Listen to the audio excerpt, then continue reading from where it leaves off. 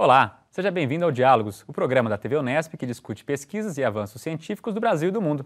Essa e as próximas edições serão especiais, com a presença de pesquisadores participantes do 2º Simpósio Internacional de Televisão Digital, o SINTVD, realizado no campus da Unesp de Bauru. E o assunto que discutimos hoje é propriedade intelectual. Nesse programa recebemos o professor Rodolfo Avelino, da Universidade de Cidade de São Paulo e diretor da ONG Coletivo Digital. Também com a gente, o consultor Henry Suzuki, que é especialista no desenvolvimento de novos produtos e patentes. Muito bem-vindo, Henry, Rodolfo.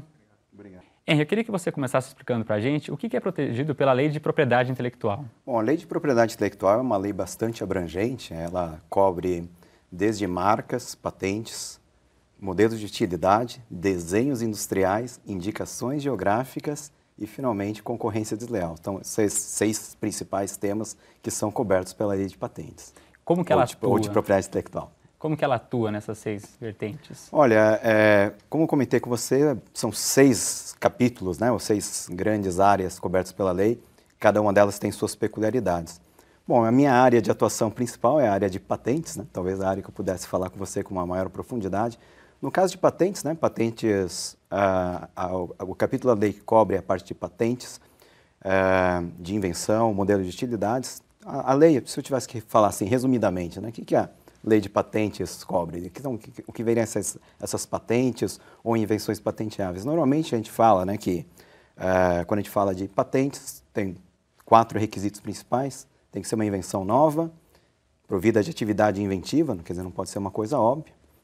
Tem que ter aplicação industrial e tem que estar suficientemente descrita no documento de patente. Então, esses normalmente são os requisitos que a gente trabalha de patenteabilidade. No caso de modelo de utilidade, a gente também tem essa figura de novidade, ato inventivo, aplicação industrial e também, mais uma vez, suficiência descritiva. Marcas tem uma questão de você ter, vamos dizer, uma identidade da sua marca, pode ser uma identidade tanto visual, no caso de logomarcas, por exemplo, como também evitar colidência com outras marcas que sejam parecidas, em termos de como a marca é colocada para o consumidor final. E, bom, vamos falar um pouco aí de outros capítulos, quer dizer, indicação geográfica, a gente fala, cachaça de Minas Gerais, por exemplo, Então, a gente fala, ou então champanhe, que é da região de Champagne apenas, O restante é espumante. Então, bom, acho que falando aí das principais formas de proteção cobertas na lei, a gente tem esses 4 itens. Tem os capítulos que são sobre concorrência desleal, propriamente dito, que é, quer dizer, algo que foge de marcas e patentes, vai além disso até. É interessante a gente falar de lei de patentes, aquilo que não é coberto pela lei de patentes. A gente fala que não é coberto pela lei de patentes relacionada à propriedade intelectual. A gente fala de direitos autorais, tem uma lei específica, cultivares, uma lei específica também, software, uma lei específica. Mas acho que esses são os itens que o meu colega aqui pode falar melhor do que eu. Rodolfo, você trabalha com software livre. Como é que fica a propriedade intelectual com software livre? Como que funciona? Bem, o software está dentro de um contexto chamado cultura digital, e a cultura digital ela também possui um conjunto de licenças, de tipos de licenciamento. Particularmente em multimídia, áudio e música, o som, áudio e vídeo, perdão, o que se destaca hoje é o Creative Commons, e na parte de software, a gente tem alguns conjuntos, algumas licenças também. A que se destaca mais é a Open Source, que é o que de fato vem o nome software livre. Essa licença ela chama-se GPL, ou Licença Pública Geral. E diferente de outros tipos de licença, ela não foi constituída ou formada por um advogado. Foi um desenvolvedor de software que propôs esse novo modelo de licenciamento, que no surgimento dele chamou até como copyleft, uma versão ao copyright. Esse tipo de licença do software livre, ela traz com ela algumas liberdades. O corpo dela é constituído com algumas liberdades, são 4 na verdade. É a possibilidade de você utilizar o aplicativo ou software para qualquer finalidade, seja profissional, seja pessoal. A possibilidade de você distribuir esse software para quantas pessoas você quiser, que é um impeditivo do modelo do copyright, da propriedade intelectual comercial, que você, na maioria deles, você só pode instalar em um equipamento. A possibilidade de você, a partir de algumas habilidades técnicas, você ter o acesso de como aquele software foi feito e por meio das linhas de instruções que é chamado código-fonte, você poder aprender uma lógica de um outro desenvolvedor no mundo. E por último, é a possibilidade de você adaptar o software às suas necessidades. Então você não depende de fornecedor, tanto para melhorias do software, quanto para adaptar aquele software às suas necessidades, né? Tendo, por exemplo, eu tenho uma pequena empresa e preciso ter um software de fluxo de caixa. Se eu vou até uma loja ou uma solução já comercial, o meu negócio tem que se adaptar àquele software, os relatórios, as rotinas do software. Já com software livre eu tenho a possibilidade de customizar o software às minhas necessidades e excluir componentes ou módulos que não venham ao caso do meu negócio, né? E é o desenvolvedor do software que vai dizer até onde você pode utilizar, se você pode distribuir, se você pode alterar, se você pode usar cópias em quantos computadores você quiser. Correto. Se o desenvolvedor ele licencia em GPL, em Open Source, ele já está dando a total liberdade para que essas 4 sejam atendidas. O mais interessante de tudo isso é que o modelo de negócio muda. Então, a partir do momento que o modelo comercial é baseado no produto, eu vou comprar um software para tal coisa. No software livre ele é baseado em serviços. Então, quem disponibiliza o software, pode ser gratuito ou não, ele não está vendendo o software em si, mas sim a customização que será feita ou realizada dentro daquele aplicativo. Uma possível consultoria também, de uso, consultoria, corretamente. Uma adequação, de repente. Totalmente uma mudança de paradigma de negócio mesmo. Deixa de ser no produto e sim acaba sendo no serviço, né? E não são softwares só para uso empresarial, software doméstico também, o pessoal usa em casa, pode usar também. Hoje a gente tem softwares para atender todos esses entretenimento, negócios, rotinas de escritório, multimídia, né? Temos softwares para todos os gostos aí. Perfeitamente.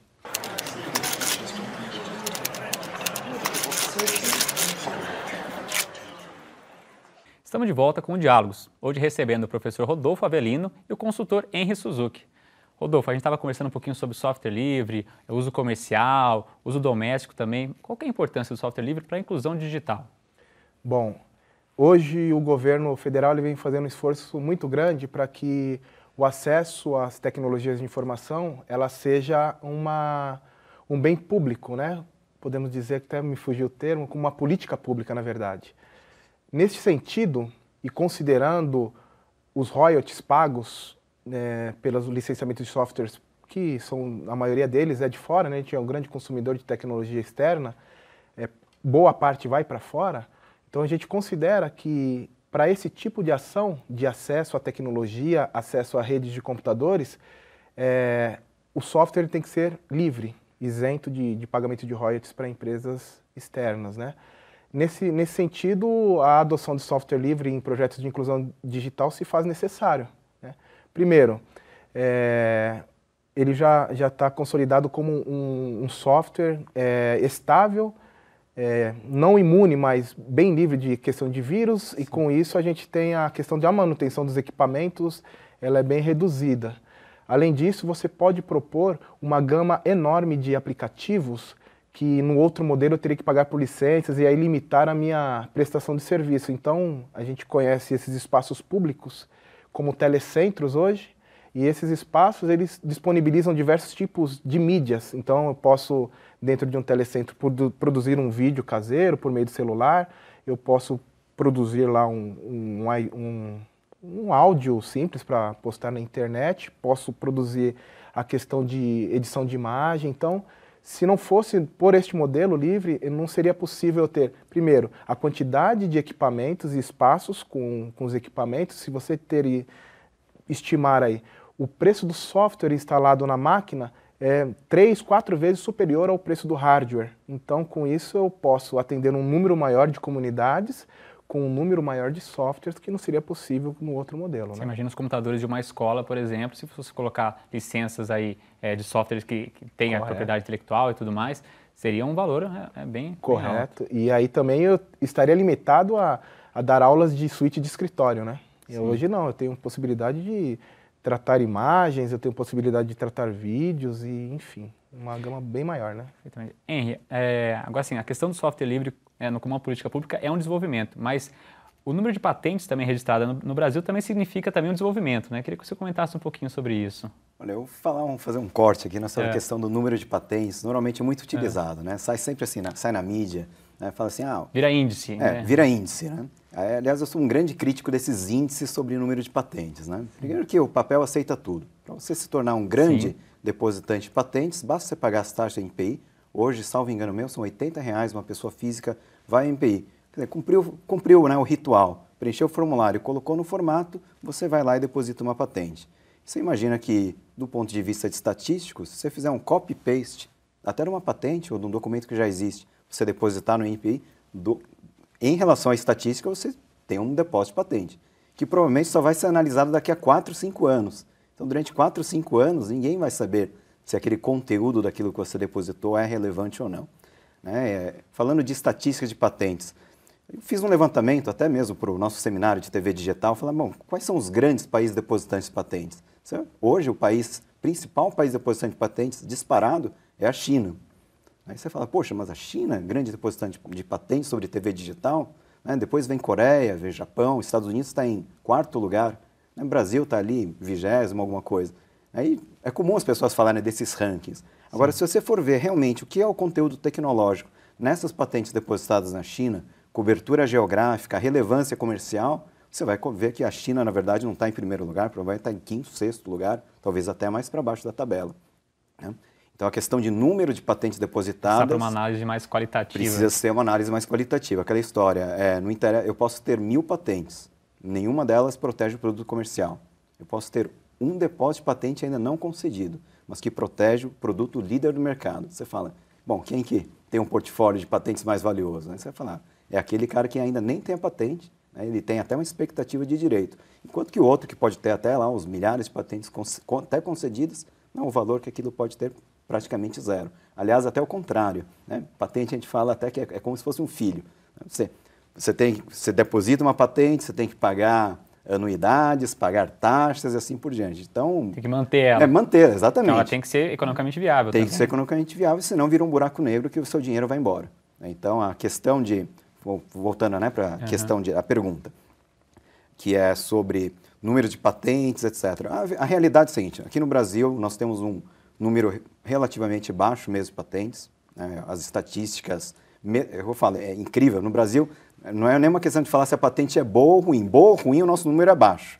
Né? E o pior de tudo, que o nosso número é baixo, e do baixo número que temos, apenas uma fração é aproveitável. Então, a gente ficaria mais baixo ainda. Você faz análise qualitativa do nosso... Se for fazer análise qualitativa. Então, a ideia que a gente tem, principalmente quando a gente fala, né, de disseminar conhecimento de patentes, prática de patentes, não é aumentar o número de patentes, né, que o país tem, mas é aumentar a qualidade daquilo que está se pesquisando. Se tiver que fazer proteção por patente, proteja-se por patente. Se tiver que manter com segredo industrial, que é uma outra forma muito boa de manter, né, a sua vantagem competitiva, é excelente também. Mas acho que o principal aspecto que eu vejo que falta muito no Brasil e que, aí sim, falando de Coreia, Japão, China, a gente vê uma evolução maior é o uso de informações em patentes para fazer novas inovações. E até eu gosto de falar, abrir um parênteses assim, que é interessante, quando a gente fala assim, o Brasil deposita muito poucas patentes originadas do Brasil vão para o mundo. Mas a boa notícia que a gente tem é que apenas uma pequena fração daquilo que é depositado no mundo também vem e tem proteção aqui no Brasil. Então, a grande realidade que a gente tem aqui no Brasil é que 90%, às vezes até mais, que tem de patentes depositadas fora do Brasil, vem para cá. Então, é uma enorme oportunidade para pesquisadores, empresários brasileiros fazerem uso desse conhecimento, né, que foi publicado em patentes de outros países, por exemplo, para trabalhar em aprimoramentos, talvez até mesmo em cima desse aprimoramento, fazer um desenvolvimento comercial, depositar uma patente e usar essa patente depois depositada aqui do aprimoramento para fazer negócios, muitas vezes com o dono da patente fora do Brasil.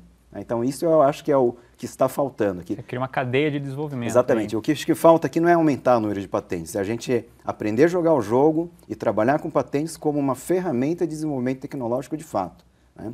As pessoas falam muito, mas patentes, monopólio, etc. E esquecem de ver, né, que 90% ou mais daquilo que está protegido fora do Brasil, aqui não está protegido. Eu até uso, né, nos cursos, nas palestras que a gente faz, eu uso a figura. O Brasil hoje é quase como se fosse um paraíso patentário, em muitas áreas do conhecimento. Falta a gente tirar proveito disso. A gente continua nosso bate-papo sobre propriedade intelectual depois do intervalo. O Diálogos volta daqui a pouco.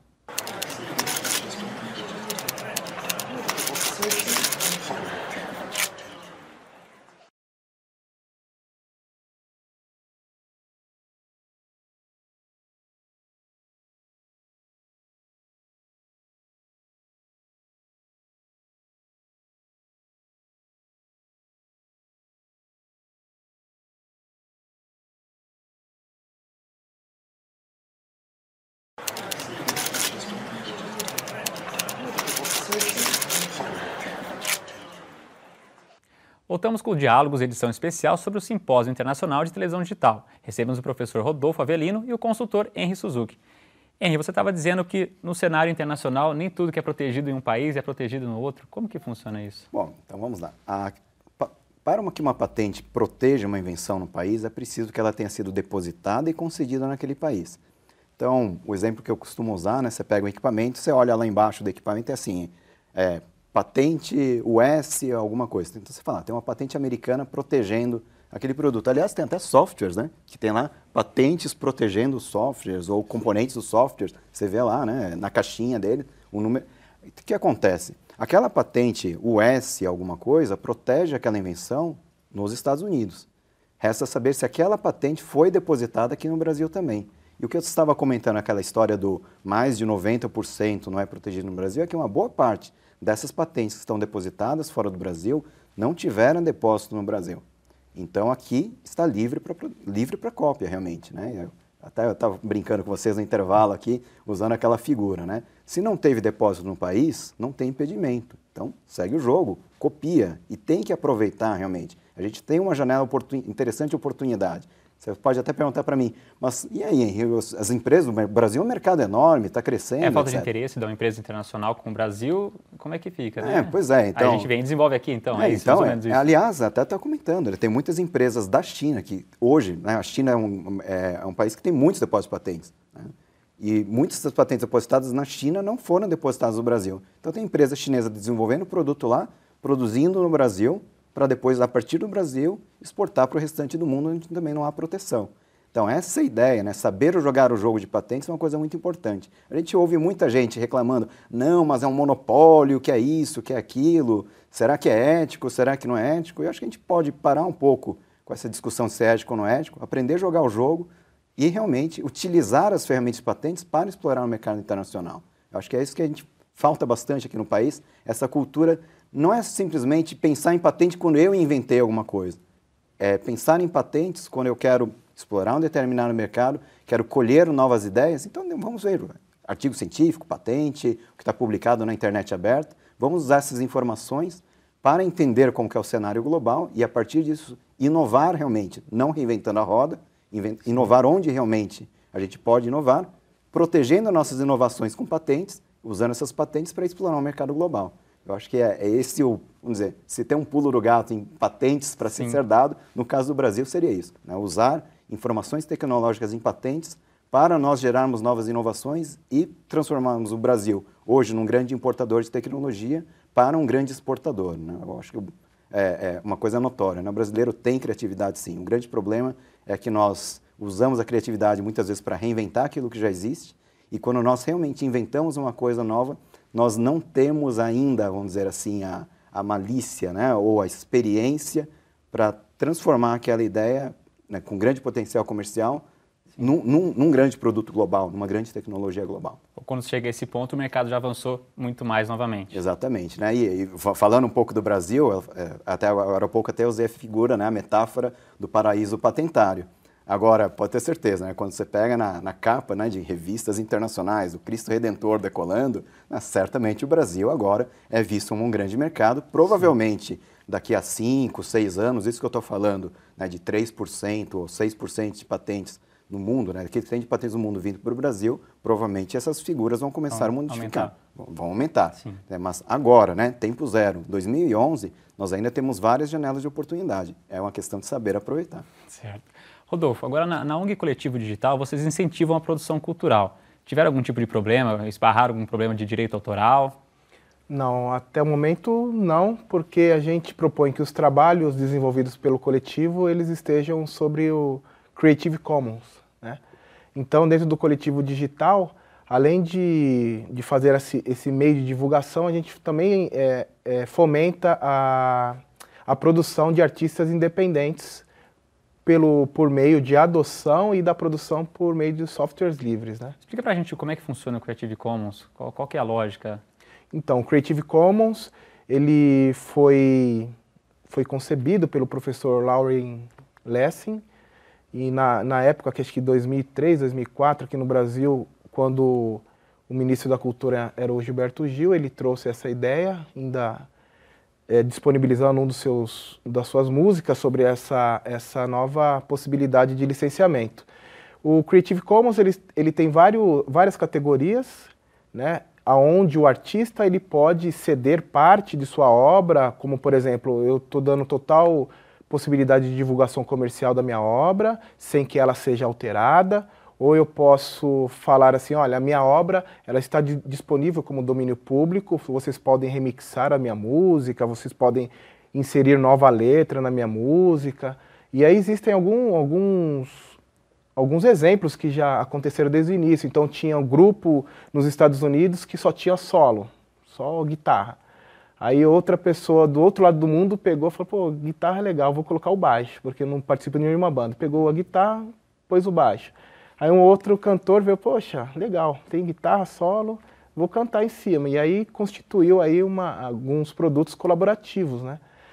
No Coletivo Digital a gente tem um projeto chamado Barulho Lab, e o portal é barulholab.com.br, onde a gente produz artistas independentes por meio do software livre, e esses artistas eles concedem os seus trabalhos por meio do Creative Commons. E aí eles dão total direito para que as pessoas possam baixar, ouvir a música, né, no meio não comercial. Mas esse projeto ele mostrou que é possível você produzir música de qualidade e com a adoção de softwares livres, né? Bom, perfeitamente. Chegando ao final agora do programa, Rodolfo e Henrique, queria agradecer a participação de vocês aqui. Nós que agradecemos. Nós que agradecemos, excelente. Espaço para a gente discutir todas essas informações aqui. Com certeza, ótimo. Bom, o Diálogo Especial Sem TVD fica por aqui. Você encontra mais informações sobre o simpósio de TV Digital no site da TV Unesp. Muito obrigado por estar com a gente e até mais.